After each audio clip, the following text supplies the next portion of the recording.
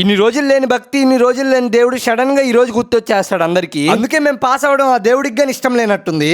అసలు మ్యాటర్ ఏంటంటే మాకైతే రేపటి నుంచి అయితే సెమ్ ఎగ్జామ్స్ అయితే స్టార్ట్ అవుతున్నాయి. మా గురించి తెలిసిందే కదా, 365 రోజులు అడక్క తినేది, ఎగ్జామ్ ముందర రోజు రాత్రి బుక్కులు ఓపెన్ చేసేది. సరే అని చెప్పి బుక్కులు ఓపెన్ చేసి చదివితే చదివినట్టే ఉంటుంది, కానీ అవి మాత్రం బుర్రకెక్కట్లా. చదివినా ఎట్ట బుర్రకెక్కట్లేదు అని చెప్పి గుడికైనా పోయి దండం పెట్టుకుంటే అట్లీస్ట్ పాస్ అయినా అవుతాం అని చెప్పి గుడికైతే పోతున్నాం. గుడికి పోవడానికి బండి తీసుకొని స్టార్ట్ అయ్యేమో లేదో, సగం దూరం పోగానే బండి కూడా ఆగిపోయింది. ఆ దేవుడికి గానీ ఇష్టం లేదేమో మేము పాస్ అవ్వడం. మీరు ఎంతమంది మా అలాగే ఎగ్జామ్ ముందర రోజు గుడికి పోయి పాస్ అవ్వాలని చెప్పి మొక్కుంటారో కింద కామెంట్ సెక్షన్ లో కామెంట్ చేయండి. దేవుడి కాడ పెట్టడానికి హాల్ టికెట్ ప్రింట్లు తీసుకొని పెన్నులు పెన్సిల్ అన్ని కొనుక్కొని అయితే గుడికి అయితే వెళ్ళిపోయాము. ఫస్ట్ వెంకటేశ్వర స్వామి గుడికి వెళ్ళాము. వెంకటేశ్వర స్వామి గుడికి వెళ్ళంగానే గుడే క్లోజ్ చేస్తున్నారు. బయట నుంచి దండం పెట్టేసుకొని సాయిబాబా గుడికి వెళ్ళిపోయాము ఈసారి. ఎందుకంటే మన గురించి తెలిసిందే కదా, ప్రిపరేషన్స్ తక్కువ, ప్రేయర్స్ ఎక్కువ. గుడి పంతులతో రేపు నాకు ఎగ్జామ్ ఉంది కానీ ఏం చదవలేదు, నాకు మాత్రం ఏ+ రావాలనగానే ఆశ కద్దుండాలి, నీకు సిగ్గుండాలి అన్నాడు.